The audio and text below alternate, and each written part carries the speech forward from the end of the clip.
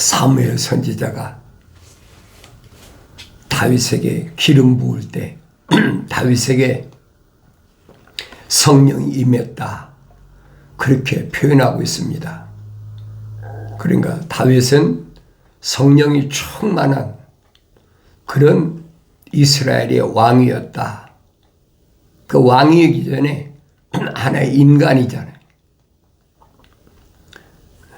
껍데기야 흙으로 만들었는데 얼마나 어려운 시련과 멸시 천대가 많았는지 우리 너무나 잘 알고 있잖아요. 그런데 그런 것들을 다윗은 오히려 전화위복으로 삼았다. 다윗이 뭐 잘못한 게 있어요? 오히려 자기 형들이나 사울왕을 중심으로 한 이스라엘 백성들은 필리스타인 군대들이 큰 소리 치니까 무서워서 굴 속에 다 숨어 있고 얼굴도 내밀지 못했잖아요. 왜 그래? 골리앗이라는 사람 때문에 무서워서 아무도 감히 대적을 못할 때 소년 다윗은 의기충천해가지고 감히 이방인이 창조주 하나님의 군대를, 하나님의 병사들을 무시하고 하나님의 이름은 조롱하고 못 견디겠다는 거예요. 그래서 속에서부터 울분이 튀쳐나오는 거죠. 그래서 다 무서워서 사울왕도 나서지 못하는 그런 처지에 있는데도 소년 다윗이 아버지 양떼를 기를 때 베들레헴 들에서 목동으로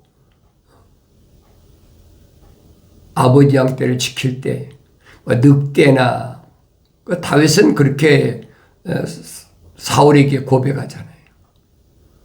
곰이 늑대나 곰이 아버지 양떼를 해치려고 할 때 내가 물맷돌로 그들을 까부셨다는 거예요. 그들의 아가리를 찢어버렸다. 얼마나 용맹스러운 표현입니까? 소년 다윗인데 그리고 가서 그 엄청난 필리스타인의 장군 골리앗을 때려잡아 버리잖아요. 그 이스라엘 백성에게는 그처럼 대단한 사람이 어디 있어요? 그런데 오히려 소년 다윗은 그로 인하여 얼마나 시련을 당했는지 질투하고 죽이려고 그러고 모함하고 그러면서도 두려워하지 않잖아요. 소년 다윗이 나중에 고백할 때 뭐랍니까? 내가 우리 어머니 태에 있을 때 하나님이 날 덮으셨다는 거예요. 성령 충만한 다윗이 고백하잖아요. 덮으셨다. 하나님의 생명호흡이 들어왔다는 거예요. 육신이 들어온 게 아니잖아요. 육신 안에 있는 다윗 안에 하나님의 생명호흡이 들어왔다는 거예요. 그러니까 의기충천한 거지. 두려워할 것이 없는 거예요. 하늘 아래는 어떤 것도 두려워할 것이 없는 거예요. 그 모습을 다윗은 뭐라고 했느냐? 복 있는 사람은 그랬어요. 복이 있다는 말은 하나님이 간섭하셨다는 얘기예요. 하나님이 태에서 내가 어머니 태에서 만들어질 때 하나님이 덮으셨다, 간섭하셨다, 그걸 복 있는 사람이라고 다윗은 그렇게 표현했습니다. 악인들이 간계를 따르지 아니한다. 악인들, 자연인들이란 말이에요. 간사한 계략을 따르지 아니한다. 왜? 눈으로 보이니까 따르지 않지요. 그러니까 자기 수하에 있는 병사들이 사울을 죽일 수 있는 두 번의 기회가 왔는데도 우리가 볼 때는 그렇잖아요. 조언한다. 그런데 다윗이 볼 때는 그 간사한 계략이라는 거예요. 잠자는 사람 목 자르는 거 얼마나 쉽습니까? 가장 쉬운 것을 우리 식은 죽 먹기라고 그러잖아요. 그런데 다윗이 볼 때는 그게 간사한 계략이라는 거예요. 왜? 하나님 말씀은 그게 아니거든요. 하나님 말씀은 어떤 경우도 기름 부음 받은 자를 해치지 말라. 근데 정반대잖아요. 그러니까 다윗의 신하들이 다 하나님의 생명으로 조성된 사람은 아니라는 거예요. 그러니까 이것이 하나님의 거룩한 말씀을 통해서 보여야 돼요. 안 보일 때는 할 수가 없어요. 얼마든지 자연인을 신하로 삼을 수 있다. 죄인들의 길에 서지 아니하며 조롱하는 자들의 자리에 앉지 않는다. 이게 특징이라는 얘기예요. 성령 받기 전에야 그들과 같이 어울려가지고 베라비를 다 하죠. 그러니까 성령 받고 나니까 이게 달라진 거예요. 그의 즐거움이 어디에 있느냐? 주의 법이 있으니 그가 주의 법을 주야로 묵상하는도다. 즐거움이 어디에 있느냐는 거예요. 도망다니는 사람이 무슨 즐거움이 있습니까? 먹지 못해서 몇백 명 되는 신하를 거느리고 도망다니는 그런 처지에 있는 사람이 즐거움이 어디 있습니까? 그렇지만은 다윗의 즐거움은 주의 법에 있다 그랬어요. 주의 법을 따른다. 그래서 주의 법을 주야로 묵상하는도다. 도망다니면서도 숲속에 있으면서도 바위 틈에서 잠을 자도 항상 하나님의 법에 대하여 주야로 묵상하는 거예요. 밤낮 없이. 그래 몇천 명씩 데리고 다윗을 죽이려고 하는 사울이 죽일 수가 있습니까?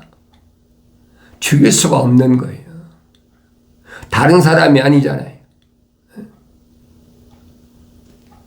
같은 이스라엘이잖아요. 사울은 기름 부음 받고 성령 안 받았습니까? 사울도 성령 받았어요. 예언하고 다 했잖아요. 그런데도 하나님의 법에는 관심이 없어. 어떻게 하면 다윗을 죽일까? 오히려 다윗한테 자기는 은혜를 입었잖아요. 악신이 시달릴 때 다윗이 악기를 연주하니까 악신이 도망가고 자기가 무서워서 그렇게 벌벌 떨고 있을 때 적장을 크게 싸운 것도 아니잖아요. 하나의 늑대나 곰이나 때리다듯이 물맷돌 하나로 정통으로 이마를 깨부셔가지고 목 잘라서 가지고 왔으면 얼마나 위대한가. 하나님을 찬송해야 될 거 아니에요. 그걸 못 죽여가지고. 왜 그래요? 이스라엘 백성들이 다윗을 향해서는 만만이요. 사울은 천천히 그러니까. 천천하고 만만하고 게임이 됩니까? 그러니까 이거 백성들이 이미 내게서 마음이 떠났구나. 그러니까 저걸 어떻게 해서 없애야 되겠구나. 자기 다음으로는 아들 요나단이 이제 왕을 대를 이어받도록, 그 요나단이 이미 다윗에게 마음이 돌아가 버리잖아요. 그게 올바로 본 거예요. 그러니까 어떻게 보면 요나단의 마음속에는 하나님의 생명호흡이 들어갔느냐. 그러니까 올바로 봤죠. 그러니까 성경에는 뭐냐, 요나단과 다윗은 서로 마음이 통했다, 그렇게 기록해놨어요. 왜 통합니까? 자기 아버지가 그렇게 미워하는데 같은 하나님의 생명호흡이 들어갔기 때문에 서로 연결된 거예요. 그런데 사울 왕의 다른 아들은 아니잖아요. 그러니까 다윗이 죽을 수밖에 없는 그런 환경이 있을 때 모든 비밀을 다 넘겨주잖아요. 다윗에게. 자기가 다윗을 없애면 다음에 왕이 될 차례인데 그게 아니잖아요.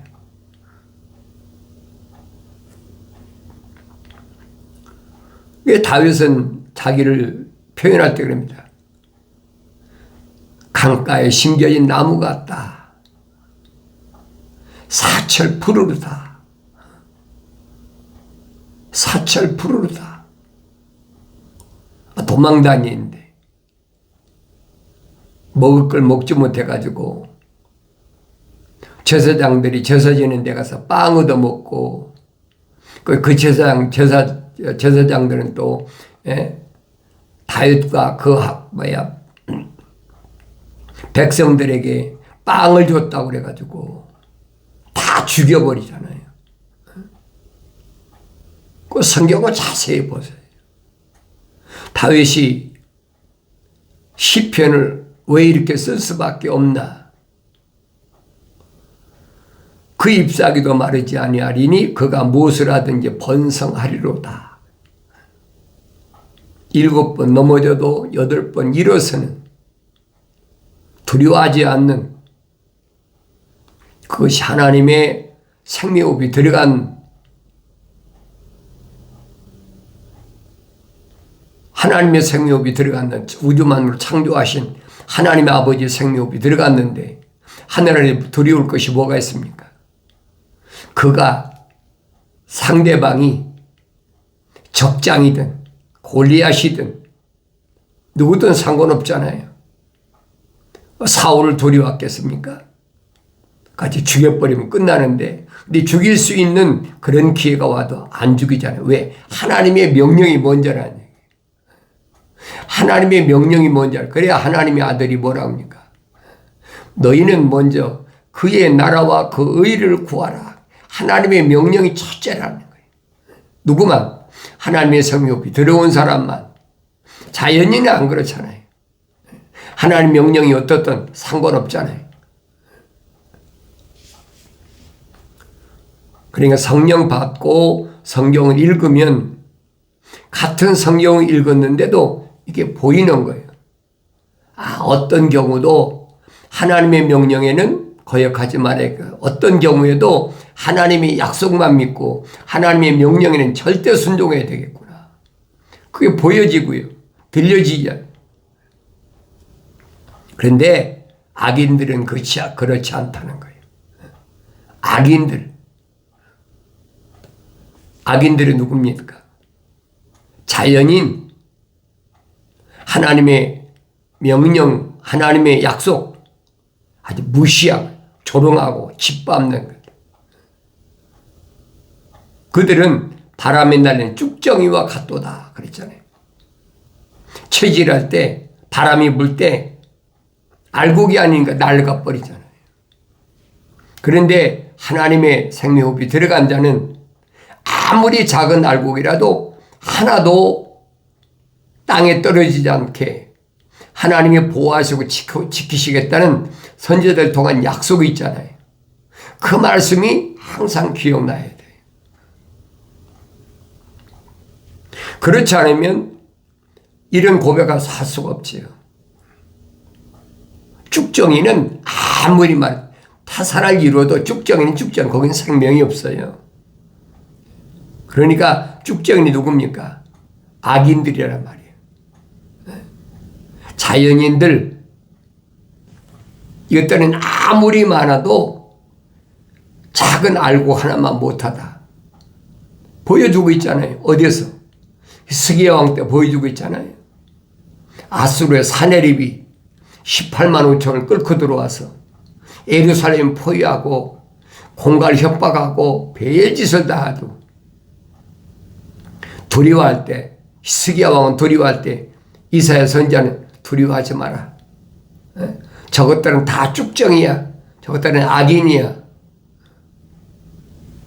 그게 보이지 않아요. 그 지금도 보여야 돼요. 몇천 년 전에 일어난 사건이 끝나는 게 현재 내가 보여야 돼. 그래야 내가 성령 받은 사람이야. 그래야 내가 젖 먹는 어린애에서 성장한 하나님의 종이고 하나님의 일꾼이 되는 거예요. 그렇게 양육시키는 것이 디모데와 디도를 사도 바울이 성장시키는 과정이에요. 사도 베드로가 그러잖아요. 갓난 아기들로서 순수한 말씀의 제도를 사모하라. 먹고 자라나게 함이라. 성장해야만이 하나님의 자비하심을 맛보할 수 있다.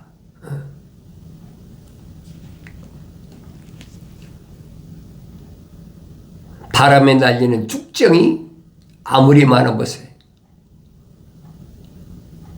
수십만, 수백만, 수천만이면 뭐 할 겁니까? 그 전쟁에서 항상 싸울 때 상대방을 뭘로 보느냐는 거예요. 상대방을 두려운 존재로 보이냐, 두렵지 않은 존재로 보냐. 그 얘기입니다. 다시 볼 때는 그 아무것도 아니야.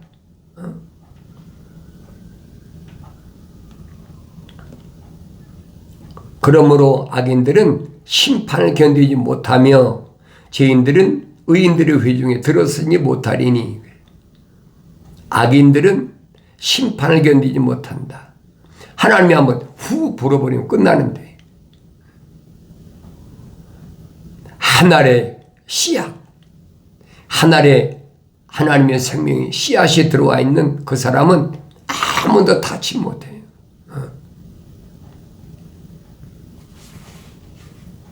아무리 그 많은 재산이 하루아침에 날아가고 아무리 10남매가 다 날아가도 욥이 흔들리는 거 맞습니까? 안 흔들리잖아요.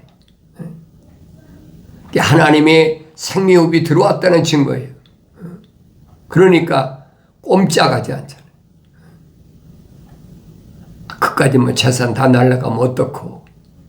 그것 때문에 오히려 하나님을 쳐다봐야 할 시간을 잃어버렸던 그런 욥을 하나님은 하나님을 쳐다볼 수 있는 기회를 만들어 주시는 거예요. 그 욥기서 1장, 2장을 잘 보라는 거예요. 그렇게 보여야 정상이에요. 오히려 욥은 눈이 뜨이잖아요. 하나님을 찬송하면서 하나님을 성취한다. 머리끝부터 발끝까지 완전히 뭐가 됐습니까? 악창이 나서 가리움을 견디지 못해서 깨진 기와짝으로 걷다 그것도 안 되니까 막 죄를 뒤집었으니까 그 몰골을 바라본 아내가 뭐라고 생각했어요? 아내가 생각할 때는 이 남자 미쳤구나, 환장했구나, 갑자기 나 아침에 이렇게 날벼락 맞더니 환장해. 안 그러겠습니까? 그런데 오히려 욥은 하나님만을 계속 송축하고 찬송하고 하니까 욥의 아내가, 욥의 아내는 뭐예요? 하나님의 생명이 안 들어간 여자란 말이에요. 그러니까 수십 년을 살았는데 아이가 10남매나 낳고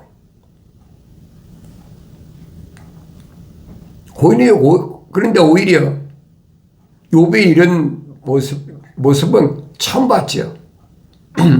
왜? 그동안 어려움 안 당했으니까. 날마다 그 수천 마리 양떼나 수천 마리 낙타나 수백 마리 소떼나 그 얼마나 많은 하인들이 있습니까? 그 관리하면서 그런가 맨날 휘낭 나가고 좋아했지. 해오리 바람이 불어보야 하는 거지. 뭐가 알곡인지 쭉정인지 그 불어보야 하는 거예요. 이것은 야곱의 아들 이사갈의 세 번째 아들 욥의 시대만 그런 게 아니에요. 그러니까 몇천 년 시대에 일어났던 사건을 있는 사실 그대로 기록해 놓은 거예요. 하나님의 생명 욥이 들어간 자하고 하나님의 생명이 들어오지 않은 자하고 공존하잖아요. 욥이 아내와 그 욥은 공존하잖아요. 수십 년을 살면서 자식을 10남매를 낳았으니까. 근데 깨닫지 못하니 이해가 안 되는 거예요. 욥이 아내가 뭐라 합니까? 자기 남편한테 네가 이런데도 너의 완전함을 하나님 앞에 간직하겠다고 증명하느냐 이거예요. 하나님 나 완전합니다. 이까지 하늘 아래서 재산이나 뭐 자녀나 이거 아무것도 아닙니다. 그걸 끝까지 간직하겠느냐. 욥이 대답은 한마디다. 이 어리석은 여자야. 어리석은 여자가 뭐예요? 하나님의 성명에 들어오지 않은 자연인이란 말이에요. 하나님께서 좋은 거 주신 하나님이 나쁜 것 안 주시겠느냐? 그게 차이야. 그것이 하나님의 생명이 들어온 사람과 하나님의 생명이 들어오지 않은 사람. 다시 말하면 하나님과 연결고리가 있는 사람과 하나님 연결고리가 없는 사람. 자연인과의 모습이란 말이에요. 이 하나님 말씀을 오랫동안 상고한 바울이 설명하잖아요. 자연인은 그러잖아요. 자연인은 하나님의 영의 일들을 받아들이지 않는, 받아들일 수가 없다는 거죠. 왜? 기초가, 시작이 처음부터 하나님 생명이 안 들어갔다는 얘기예요. 성령 충만한 사도 바울이 충분히 설명하고 있잖아요. 그러면 이런 역사적인 사건 앞에 나는 누군가 내가 보여야 되잖아요. 다른 사람이 보여서는 안 돼. 내가 보여야 돼. 나는 하나님의 생명이 들어온 사람인가 아닌가. 내 안에 하나님의 생명이 들어왔다면 하나님과 나는 항상 연결고리가 되어 있어. 육신이 되어 있는 것이 아니라 육신 안에 있는 육신의 장막집 안에 있는 나 하나님의 생명이 들어온 혼적인 나와 하나님과는 연결고리가 되어 있어. 그게 보여야 된다는 얘기예요. 어느 때만 책망받고 돌이켜서 성령 받았을 때 하나님 말씀을 깨닫게 될 때 비로소 내가 말씀의 수저를 먹고 성장했다는 것이 눈이 띄었다는 것이 보여야 되는 거예요. 그러니까 사도 바울이 성령 받았는데도 3년 동안이나 성령 육신이야 성년 됐으니까 아라비아까지 갔다가 다시 다마스커스로 와서 다마스커스에서는 자기가 성령 받았으니까 예루살렘에서 핍박할 때 부르심 받은 성령 받은 사람 다 시리아 다마스커 도망와 있잖아요. 그러니까 그들 가운데서 성장한 거예요. 자세히 보세요. 거기 선지자 아나니아로부터 다 있잖아요. 내가 거기서 성장하고 나니까 3년 동안 성장하고 나니까 자기 고향을 가는데 시리아 다마스커에서도 유대인들이 쫙 깔렸어. 바울을 잡아 죽이려고. 그러니까 형제들이 바구리에다가 성에서 달아내렸다 그랬잖아요. 성에서 달에 내렸다. 그래가지고 예루살렘에 와서 그동안 자기가 3년 동안 예루살렘에서 얼마나 악한 걸 저질렀는지 그걸 모르겠습니까? 그러니까 베드로와 교제 약속했다. 옛날엔 적이었는데 이제는 깨닫잖아요. 주님의 젖동생과 야고보하고도 교제 약속하고. 그렇지만은 그걸 끝난 것이 아니잖아요.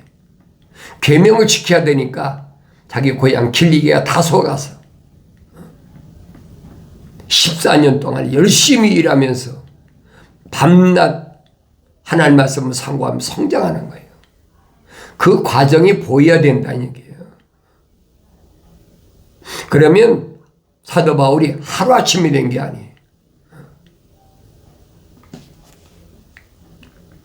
적어도 사울이라는 청년일 때 뭐 20대였든 30대였든 간에 그것도 20년을 더했다면 거의 나이가 한 40세 가까이 됐잖아요. 그때부터 시작된 거예요. 이방인을 향한 하나님의 거룩한 계획이 그때부터 시작된 거예요. 다윗도 마찬가지잖아요. 성령 받고 나서야 소년 다윗 때니까 물불을 안 가리죠. 그러나 그런 시련을 거쳐서 그러나 아무리 그렇다 하더라도 자기는 강가에 심겨진 나무다. 강가에 심겨진 나무, 사철 푸르는 나무, 계절 따라 열매 맺는 나무, 두려움이 없다는 거예요. 다윗이 고백이 뭡니까? 주의 말씀은 내 발의 등이요 내가 가는 길에 빛이라. 이는 의인들의 길은 주께서 아시나 그러죠. 하나님의 약속을 믿는 하나님 명령에 전적 순종하는 그 길은 누가 하냐? 주께서 아신다는 거예요. 하나님 모르시겠습니까? 주인 되시는데 모르시겠느냐 말이에요. 우주 만물을 창조하신 창조주 하나님이 그 길을 모르시겠습니까? 다 아시죠. 그러니 누가 손을 대겠습니까? 손댈 수가 없는 거예요. 여러분 확신입니다. 올바로 하세요. 여러분 속에 하나님의 생명이 들어왔다면 빨리 책망받고 돌이켜서 성령 받으면 하나님 말씀을 깨닫고 나면 완성되고 나면 그때부터 사명이 시작되는 거예요. 그 사명은 형식적인 게 아니에요.